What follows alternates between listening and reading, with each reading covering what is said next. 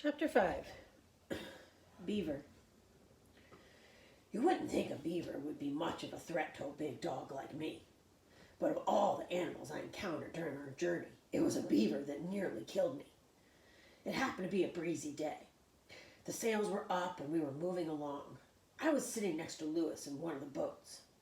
Sacagawea, the Indian woman who was traveling with us, was right behind me. Her arm rested on my back. My eyes were closed, but my nose was high in the air. I was taking in the smells, most of which were familiar. Suddenly, the scent of beaver filled my nostrils. Beavers were not new to me. During the first part of our trip, I loved chasing them out of their homes. On this particular day, I was a bit tired, so I barely opened my eyes. I spotted them immediately. They were scurrying back and forth, working on a dam. Right away, I noticed something different about these beavers: their size. They were the largest beavers I had ever seen, and I had seen a lot of beavers. I barked to alert Lewis and the others. I figured they might want to stop. Beaver pelts were valuable trading, and the tails were a delicacy among the men. Also, there was one particularly large beaver, and I thought it would be fun to get him. Lewis scanned the banks. "Beavers," he called, pointing to the shore. "Look at that big one," John Ordway exclaimed from the other end of the boat. He was one of the three sergeants. "I want that one's tail, Captain," Driard said. "Take him," Lewis said. The men lowered the sail and Driard lifted his long rifle into position. "Get ready, seaman," Lewis said. I was ready. I knew exactly what to do. I had done it 100 times. I leaned forward. "That's the biggest beaver yet, Captain," Ordway exclaimed. Sacagawea placed her hand on my shoulder. She pulled back slightly. Driard took aim. He was the best shot in the group, so I knew he'd make the kill. I felt a twinge of excitement.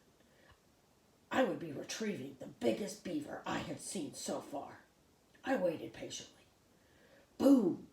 The long rifle blasted the lead ball toward its target, and the large beaver jerked backwards.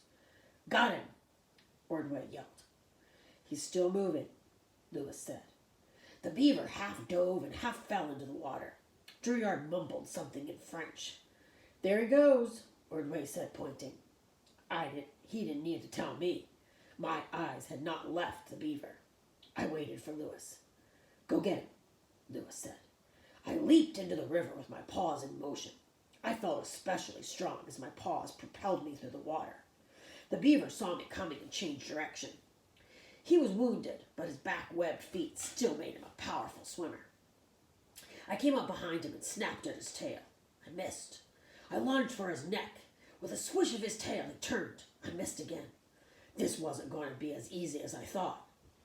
The beaver was facing the other way now, swimming hard, but not fast. I snapped at his tail. He twisted, and I missed. He spun around and snapped at my back legs. I felt a sharp stab of pain. Then nothing. Lewis whistled for me. I tried to swim back to the boat, but it was difficult. My leg wasn't working right. Lewis and the men rowed toward me. It was a good thing because suddenly I felt tired. By the time they arrived, I was panting and not making much headway at all.